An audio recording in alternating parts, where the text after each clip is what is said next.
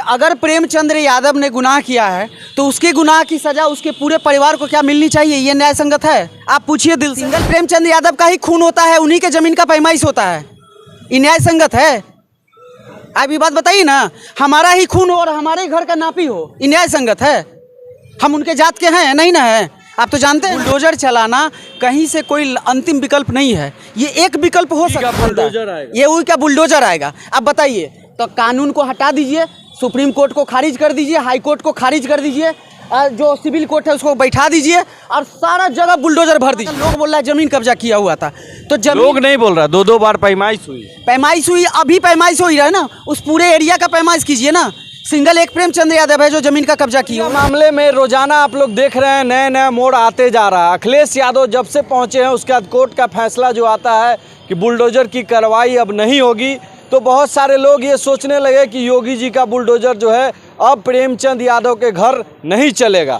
आइए हम इसी पे बातचीत करेंगे। हमारे साथ सत्यम जी हैं, इनसे बात करेंगे। सत्यम जी, सबसे पहले आपका स्वागत करना चाहेंगे। आपका भी बहुत बहुत धन्यवाद। कोर्ट का जो फैसला आया उसके बाद लोग कह रहे हैं कि बुलडोजर नहीं चलेगा, बुलडोजर चलेगा।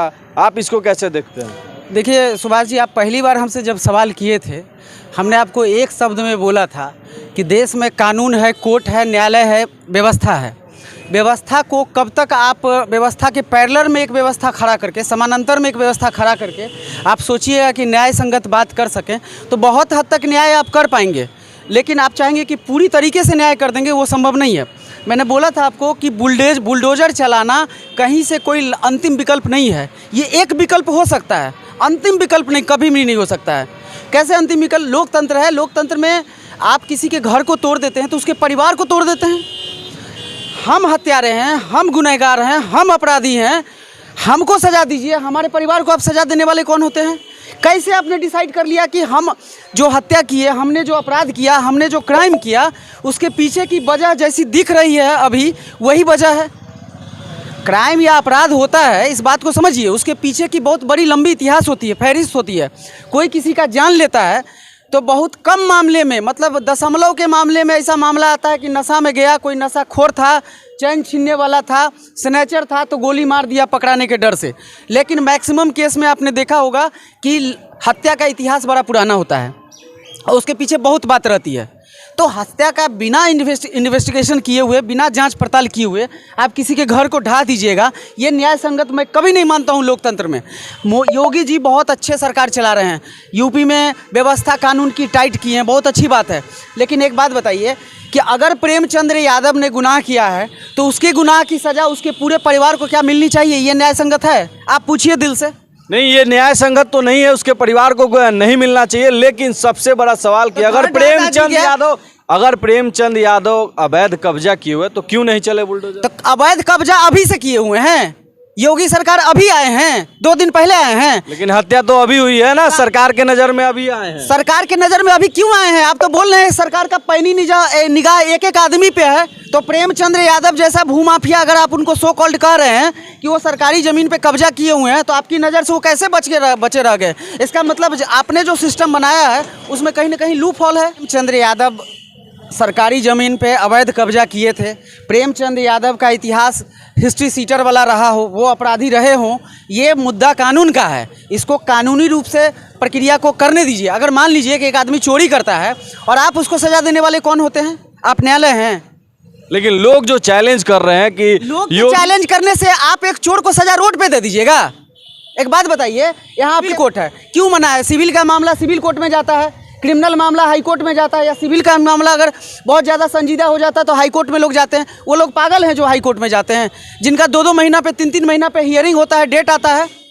क्राइम अभी हुआ, 3 महीना बाद पहली हियरिंग हुआ, उसके बाद दूसरी हियरिंग होती है। आप एक बात बताइए, एक अपराधी जिसको आप अपराधी कह रहे हैं उसको आप साबित किए कि उसके घर पे बुलडोजर चला दिए? मतलब साबित हुआ नहीं, उसके घर को तोड़ दीजिएगा? किस आधार पे तोड़िएगा ये बताइए। अच्छा, कैसे देखते हैं कि अखिलेश यादव पहुंचे उसके बाद बुलडोजर की कार्रवाई रुकी या कोर्ट का फैसला? नहीं, अखिलेश यादव एक जनप्रतिनिधि हैं, सत्ता के विपक्षी पार्टी के नेता हैं।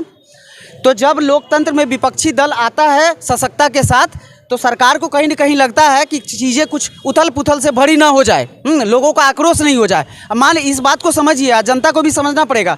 जैसे आप सत्ता में हैं तो मान लीजिए सत्ता में आपका कुछ वोट ज़्यादा है इसलिए आप सत्ता में हैं, लेकिन जो विपक्ष में है उसका आपसे कुछ वोट कम है इसलिए वो विपक्ष में है, लेकिन उसके पास भी मैंडेट है ना।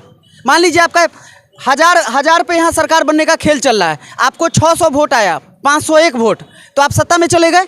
मेरा आया 499, तो हम विपक्ष में बैठ गए, लेकिन 499 आदमी तो मेरे साथ है ना, तभी तो हम विपक्ष में बैठे हैं। तो आप समझिए, कहीं ना कहीं अखिलेश यादव का असर है।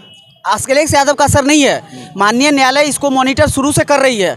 किसी भी स्टेट में आप किसी के घर को तोड़ दीजिएगा, बुलडोजर चला दीजिएगा, ये आपके मतलब फैसले में है, आपके पास उतना पावर है कि आप कुछ सख्त निर्देश ले सकते हैं क्राइम को कंट्रोल करने के लिए। ये न्यायालय कहती है कि क्राइम को कंट्रोल करने के लिए अगर आपको कुछ सख्त निर्देश करना पड़े, सख्त कार्रवाई करना पड़े तो आप कीजिए, लेकिन लगातार आप एक ही प्रक्रिया में रहिएगा और क्राइम फिर भी कंट्रोल नहीं हो रहा है तो न्यायालय को तो हस्तक्षेप करना पड़ेगा ना। और यही इस मामले में हुआ कि न्यायालय हस्तक्षेप की और उसके बाद ये बुलडोजर चलने की प्रक्रिया रोक दी गई। चूंकि बात रहा जमीन का, आपका कहने का मैं तात्पर्य समझता हूँ कि जमीन वो कब्जा किया था। हम आप ये डिसाइड करने वाले कौन होते हैं कि जमीन कब्जा किया था? लो आपने बोला कि वहाँ का लोग बोल रहा है जमीन कब्जा किया हुआ था, तो जमीन लोग नहीं बोल रहा, 2-2 बार पैमाइश हुई, अभी पैमाइश हो ही रहा है ना, उस पूरे एरिया का पैमाइश कीजिए ना। सिंगल एक प्रेमचंद यादव है जो जमीन का कब्जा किए हुए है, ये बात बताइए। लेकिन सिंगल प्रेमचंद यादव का ही 2 बार पैमाइश हुआ। सिंगल प्रेमचंद यादव का ही खून होता है, उन्हीं के जमीन का पैमाइश होता है, ये न्याय संगत है? आप ये बात बताइए ना, हमारा ही खून हो और हमारे ही घर का नापी हो, ये न्याय संगत है? हम उनके जात के हैं नहीं ना है? आप तो जानते हैं ना मेरी जाति, हम उनके जात के तो नहीं है प्रेमचंद यादव के। लेकिन हम बात कर रहे हैं लोकतंत्र में समुचित न्याय की, पूर्ण न्याय की, जिसकी बात पे संविधान बना था, और मैं हमेशा संविधान के साथ ही खड़ा हूँ। आज आप संविधान को ख़त्म कर दीजिएगा, आप लोकतंत्र चला पाइएगा? ये आपको लगता है? प्रेमचंद यादव की हत्या होती है, उन्हीं के ज़मीन की पैमाइश होने लगती है, क्या उस एरिया में और भूमाफिया नहीं सक्रिय हैं? है कि नहीं सक्रिय हैं? मतलब योगी जी जो है वो गलत कर रहे थे। योगी जी गलत नहीं कर रहे थे, योगी जी के नीचे जो सिस्टम है जो जमीन का पैमाइश करता है वो सोया हुआ है। आपको पता है देश में 90% जमीन जो है वो विवादित मामले में फंसा हुआ है। एक एक जमीन को 4-4 बार बेचा जाता है। हर जगह योगी जी सिक्कर लेके जाएंगे जमीन नापने के लिए। उनके नीचे का जो स्टाफ है, उनके नीचे का जो पदाधिकारी है, उनके नीचे का जो अधिकारी है, उनके नीचे का जो बना हुआ है डिपार्टमेंट, वो करप्ट हो चुका है। योगी जी को सबसे पहले डिपार्टमेंट को सुधारने की ज़रूरत है। आदमी से अगर काम नहीं हो रहा है उसको बर्खास्त कीजिए, उसकी नौकरी को ख़त्म कीजिए, सिस्टम को बदलिए। आदमी को बदलने से अपराध नहीं बदल जाएगा। प्रेमचंद्र मामले में जो है योगी जी का बहुत ट्रोल हुआ, लेकिन फिर भी देश के अलग अलग राज्य में अगर कुछ भी होता है तो लोग ये कहते हैं कि योगी मॉडल यहाँ होना चाहिए, योगी का बुलडोजर चलना चाहिए, योगी जैसा मुख्यमंत्री होना चाहिए। ऐसा क्यों? ऐसा क्यों आप बता रहे हैं? कांग्रेस आई थी ना, तो इंदिरा गांधी को क्या बोला जाता पता है? दुर्गा की स्वरूप हैं, पता है ना? 70 साल कांग्रेस घींच लिया, 50 साल लगभग लगातार कब्जा में रहा, कांग्रेस के कब्जा में देश रहा। 50 साल रहा ना, 50 साल जी।